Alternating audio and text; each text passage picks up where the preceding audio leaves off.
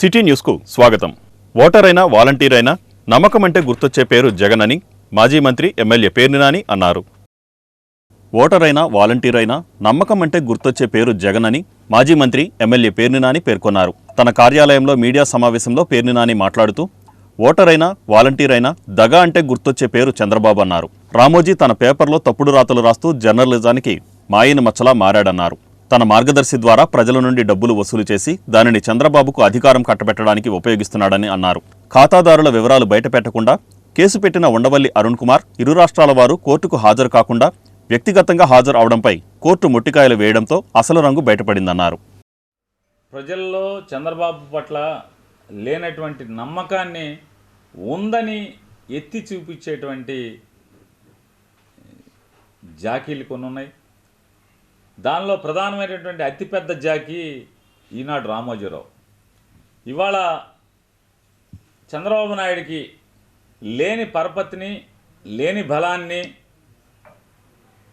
ప్రజల్లో చంద్రబాబు పట్ల లేనటువంటి నమ్మకాన్ని ఉందని చెప్పని అభూత వార్తలతో చంద్రబాబును ఒక గాలి బుడగగా తయారు చేసి చూపిస్తున్నటువంటి ఈనాడుకి నిన్న సుప్రీంకోర్టులో గట్టి మొట్టికాయ పట్టడం జరిగింది. గట్టి దెబ్బ కుదేలవటం జరిగింది. చంద్రబాబు నాయుడు జాకీ కుదేలవటం ఏంటంటే మార్గదర్శి అనేటువంటి ఒక చిట్ ఫండ్ సంస్థను పెట్టి ఆ చిట్ ఫండ్ సంస్థ ద్వారా ప్రజల నుంచి చట్ట వ్యతిరేకంగా చట్ట విరుద్ధంగా రిజర్వ్ బ్యాంకు రూల్స్కు విరుద్ధంగా డబ్బుల్ని ప్రజల నుంచి ఏదైతే గైడ్లైన్స్ ఉన్నాయో అంటే రూల్స్ ఉన్నాయో డబ్బు వసూలు చేయకూడదు, నాన్ బ్యాంకింగ్ ఫైనాన్స్ కంపెనీలు ఏది కూడా డబ్బులు వసూలు చేయకూడదు అని చెప్పని చట్టం చెప్తుంటే ఆ చట్టాన్ని మీరి డబ్బులు వసూలు చేసి వేల కోట్ల రూపాయలు డబ్బులు వసూలు చేసి వాటితో పేపర్లు టీవీలు నడుపుతూ ఆ పేపర్లు టీవీలు నడుపుతూ తద్వారా దాన్ని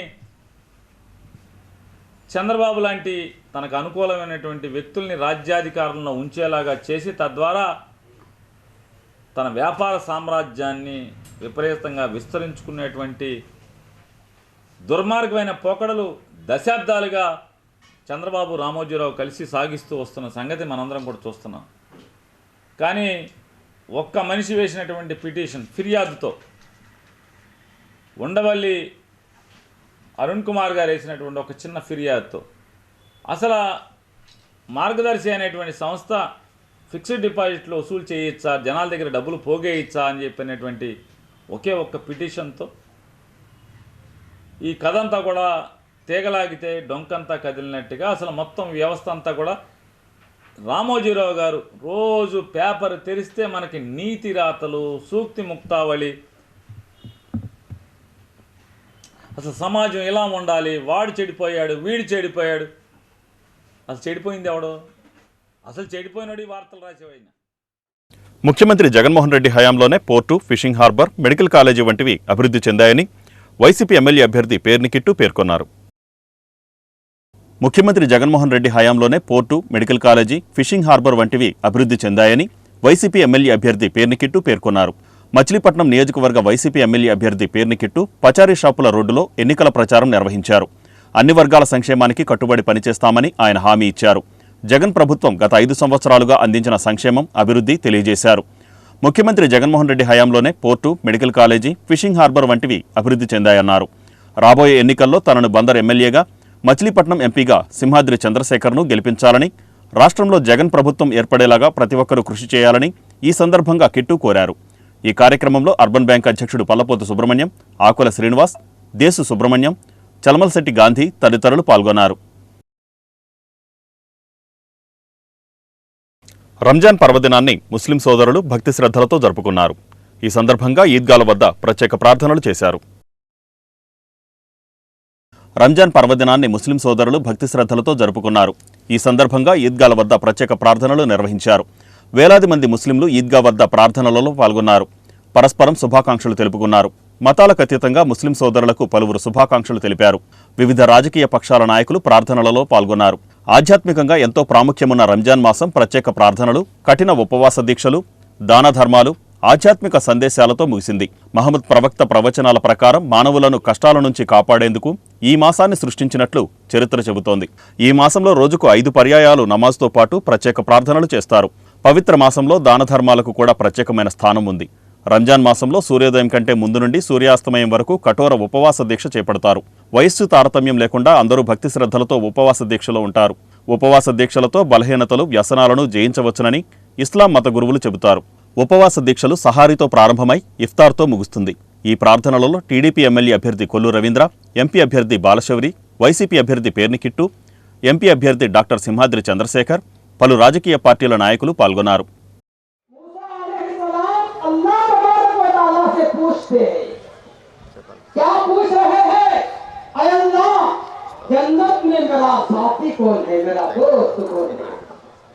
मूसा अलैहिस्सलाम का दोस्त कौन रहेगा जन्नत में?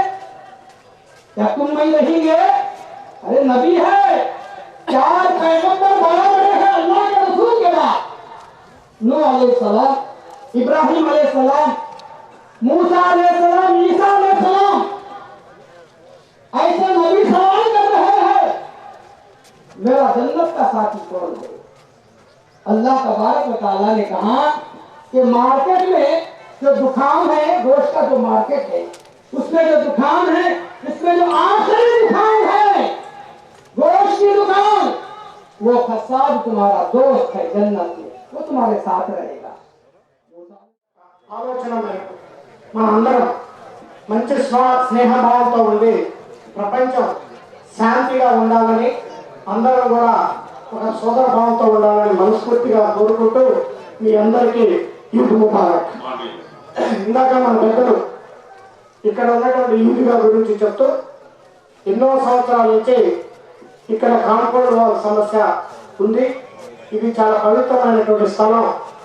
మరి గేదెలు కానీ ఎటువంటి ఏమీ లేకుండా దీన్ని కాపాడుకోవడం కోసం ఒక కాంపౌండ్ వాల్ కావాలని చెప్పేసి ముస్లిం పెద్దలు సోదరులంతా కూడా అడిగారు. తప్పకుండా అది 10 లక్షలు కానీ 20 లక్షలు కానీ 30 లక్షలు కానీ వచ్చే సంవత్సరంలో మీకు కాంపౌండ్ వాల్ నిర్మిద్దామని చెప్పేసి సందర్భంగా మీ అందరిని కోరుకుంటూ మరి ఒక్కసారి మీ అందరికి కూడా మనస్ఫూర్తిగా రంజాన్ శుభాకాంక్షలు. ఈద్ ముబారక్. అందరికీ రంజాన్ శుభాకాంక్షలు.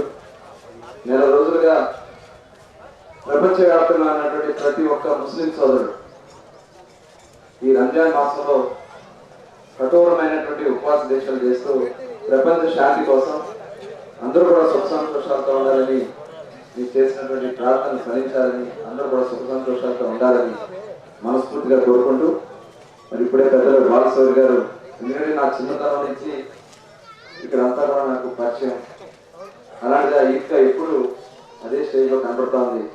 దీనికి ఒక మంచి ఉన్నతమైనటువంటి అవకాశం. ఎందుకంటే ప్రతి ఒక్క ముస్లిం సోదరులు మచిలీపట్నంలో వచ్చి ఇక్కడ ప్రార్థన చేసుకుంటారు. కనీస అవసరాలు ఇక్కడ వసతులు కల్పించాల్సిన అవసరం, దాంట్లో నా వంతు కూడా భాగస్వామ్యం తప్పకుండా ఉంటుందని మరొకసారి మీ అందరికీ కూడా తెలియజేస్తుంటూ, ఈ నెల రోజులు మనం చేసిన ఉపవాసాల్లో, మనం చేసిన దువాలో మీరు మనసులో కోరుకున్న ప్రతి ప్రార్థన కూడా మన కుటుంబం కొరకు కానీ మన స్నేహితుల కొరకు కానీ ప్రతి ప్రార్థన నెరవేరాలని మనస్ఫూర్తిగా అలానే కోరుకుంటూ, అలానే నాడు బయాన్లో విన్నట్టు మనం ఇస్లాం నుండి నేర్చుకునేది నలుగురికి సహాయం చేయమని, పేదలకు సహాయం చేయమని, అందరికీ సహాయం చేస్తూ మన తల్లిదండ్రులు మాత్రం అనాథాశ్రమంలో పెడితే మాత్రం మనకు ఆ పుణ్యం కానీ అల్లా నుంచి దీవెన కానీ రాదని ఇప్పుడు చెప్పడం జరిగింది మౌలానా గారు. నిజంగా చాలామందిని చూస్తూనే ఉంటాం, మొత్తం చాలా సేవా కార్యక్రమాలు చేస్తారు కానీ తల్లికి మాత్రం ఇంట్లో ఒక రూమ్ కూడా ఉండదు. నిజంగా నాలాంటి వయసు ఉన్నవాళ్ళు ఇప్పుడు తెలుసుకోవాల్సింది, ఖచ్చితంగా ఈరోజు ఈ స్థానంలో ఉన్నామంటే లేదా ఒక చోట ఉన్నామంటే కారణం తల్లిదండ్రులు. కాబట్టి మనం ఆ స్థానానికి వచ్చినప్పుడు వాళ్ళని కూడా మంచి స్థానంలో చూసుకోవాలని చెప్పిన మాటలు తప్పకుండా ఇక్కడున్న విన్నవారందరూ, మౌలానా గారు మాటలు విన్నవారందరూ శిరసా వస్తారని ఖచ్చితంగా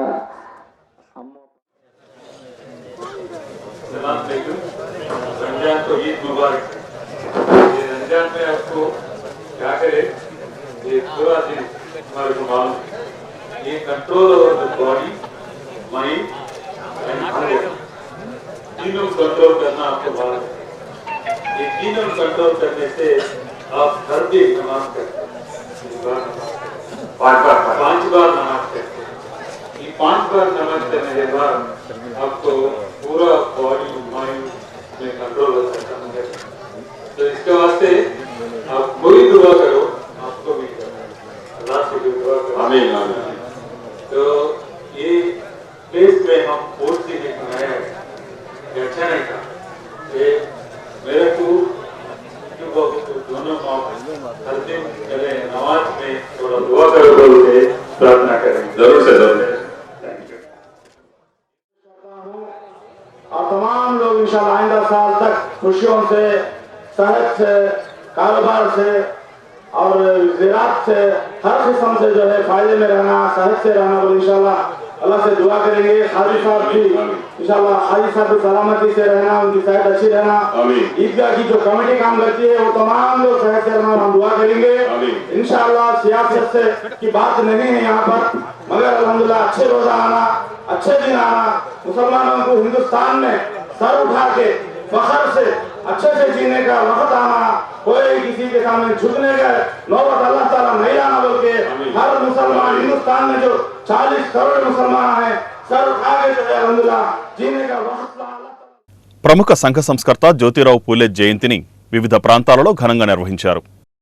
ప్రముఖ సంఘ సంస్కర్త జ్యోతిరావు పూలే జయంతిని వివిధ ప్రాంతాలలో ఘనంగా నిర్వహించారు.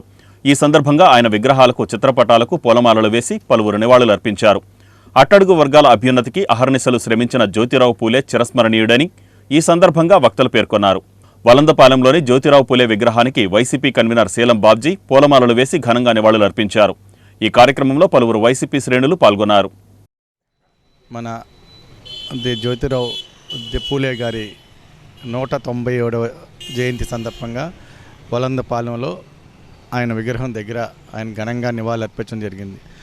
ఆయన బీసీ, ఎస్టీ, మైనార్టీలు అలాగే కులమత భేదాలు లేకుండా అన్ని వర్గాలకి ఆయన ఒక ఆదర్శంగా నిలిచి ఎన్నో మన్ననలు పొందిన నాయకుడు జ్యోతిరావు పూలే గారు. ఆయనకి ఇవాళ జయంతి సందర్భంగా ఆయన ఘనంగా ఆయనకి ఇవాళ జయంతి వేడుకలు ఇలా వలందపాలెంలో ఆయనకి నివాళులు అర్పించి ఆయనకి జయంతి వేడుకలు ఘనంగా జరుపుకోవడం జరిగింది. జ్యోతిరావు పూలే జయంతి సందర్భంగా వలందపాలెంలోని ఆయన విగ్రహానికి పలువురు బీఎస్పీ నాయకులు పూలమాలలు వేసి ఘనంగా నివాళులర్పించారు. ఈ కార్యక్రమంలో బీఎస్పీ నియోజకవర్గ ఇన్ఛార్జి ఎస్ బాలాజీ, బొమ్మిడి విజయ్ తదితరులు పాల్గొన్నారు. మహాత్మా జ్యోతిరావు పూలే జయంతి సందర్భంగా బీసీ సంక్షేమ సంఘ కార్యాలయంలో పూలే చిత్రపటానికి బీసీ సంక్షేమ సంఘం కృష్ణా జిల్లా అధ్యక్షులు సేకుబోయిన సుబ్రహ్మణ్యం పూలమాలలు వేసి ఘన నివాళులర్పించారు.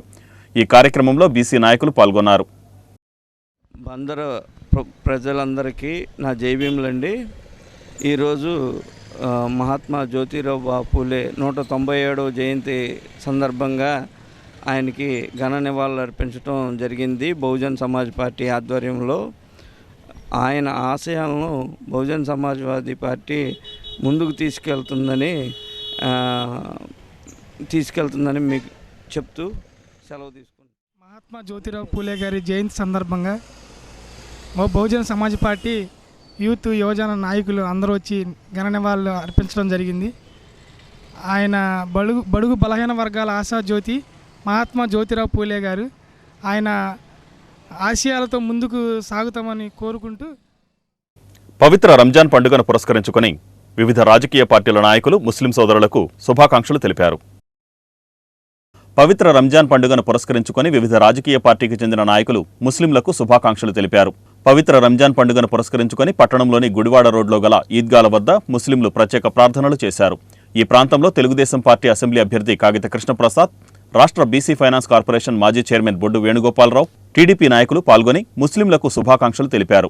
అలాగే వైఎస్ఆర్ కాంగ్రెస్ పార్టీ పార్లమెంట్ అభ్యర్థి సింహాద్రి చంద్రశేఖర్, ఎమ్మెల్యే అభ్యర్థి ఉప్పాల రాము, సీనియర్ నాయకులు కటకం ప్రసాద్, వైసీపీ పట్టణ కన్వీనర్ బండారు మల్లి, వైఎస్ఆర్ కాంగ్రెస్ పార్టీ నాయకులు పాల్గొని ముస్లిం సోదరులకు శుభాకాంక్షలు తెలిపారు. అలాగే ముస్లింలు ఒకరిని ఒకరు ఆప్యాయంగా పలకరించుకుంటూ శుభాకాంక్షలు తెలుపుకున్నారు. ప్రార్థనలలో పాల్గొనేందుకు వచ్చే ముస్లింలకు ఎలాంటి అసౌకర్యం కలగకుండా ఎస్ఐ సూర్య శ్రీనివాస్ పటిష్ట చర్యలు తీసుకున్నారు. జగనన్న పాలనలో ప్రతి ఊరు అభివృద్ధి చెందిందని మేయర్ చిటికెన వెంకటేశ్వరమ్మ అన్నారు. జగనన్న పాలనలో ప్రతి ఊరు ఎంతో అభివృద్ధి చెందిందని మేయర్ చిటికెన వెంకటేశ్వరమ్మ పేర్కొన్నారు. 41, 43 డివిజన్లలో గడప గడపకు మన సంక్షేమం కార్యక్రమాన్ని విస్తృతంగా నిర్వహించారు.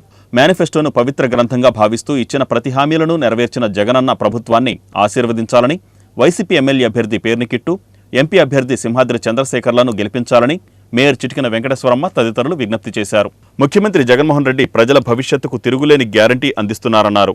గడప గడపకు మన సంక్షేమం కార్యక్రమంలో మాజీ deputy mayor Lanka Suribabu, YCP convener Chitikena Nageswararao తదితరులు పాల్గొన్నారు.